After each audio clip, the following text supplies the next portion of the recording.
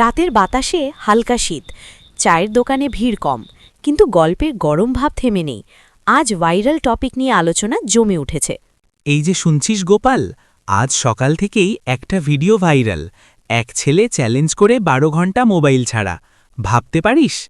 হ্যাঁ ভাই, ওটা কি আর কেউ পারে? আজকাল মোবাইল ছাড়া 5 মিনিট থাকা যায় না। তবে ভিডিওটা দারুণ মেসেজ দিয়েছে। কাহিনীটা ভাই ভাইরাল হওয়ার কারণ আছে। আজকাল সবাই অনলাইনে, কিন্তু পরিবারের দরদ কমে গেছে। ওই ছেলেটা দেখিয়েছে অফলাইনে থাকলেও জীবন আছে। আর ভাই, ওই এআই কুকুরের ভিডিওটা দেখেছ?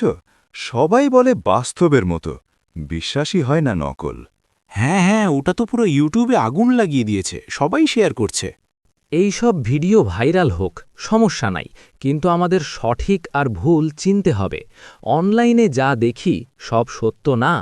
সবচেয়ে ভাইরাল জিনিস তো হলো মানুষদের গরম গরম রিয়াকশন।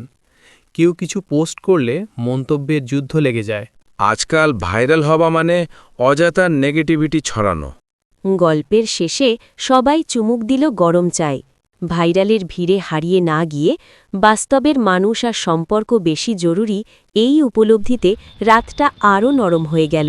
চলো সবাই, আজকের ভাইরাল গল্প এখানেই শেষ।